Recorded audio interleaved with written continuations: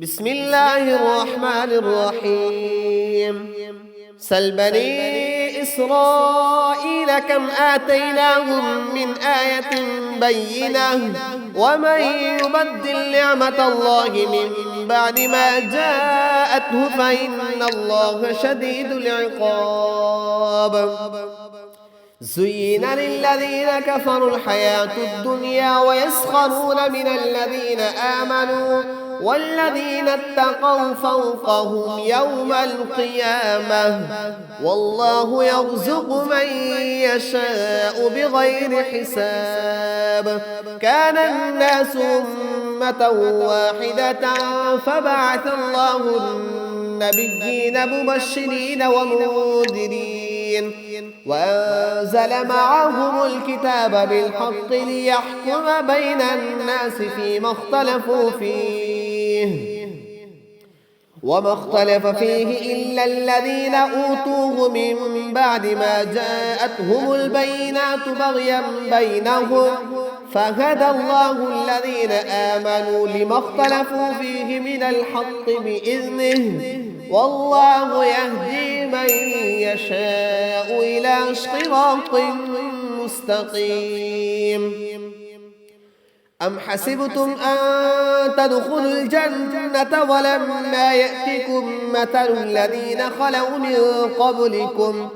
مستهم البأساء والضراء وزلزلوا حتى يقول الرسول والذين آمنوا معه متى نصر الله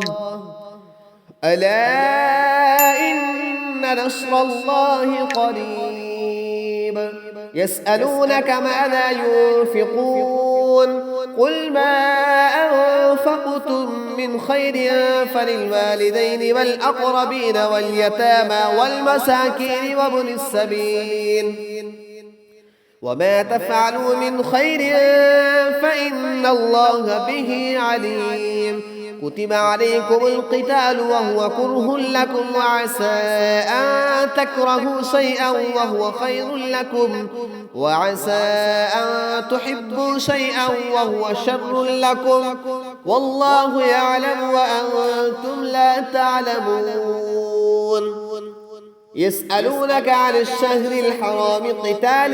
فيه قل قتال فيه كبير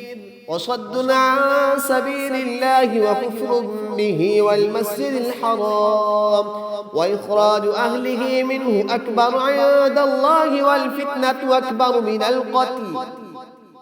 ولا يزالون يقاتلونكم حتى يردوكم عن دينكم إن استطاعوا ومن يرتد منكم عن دينه فيمت وهو كافر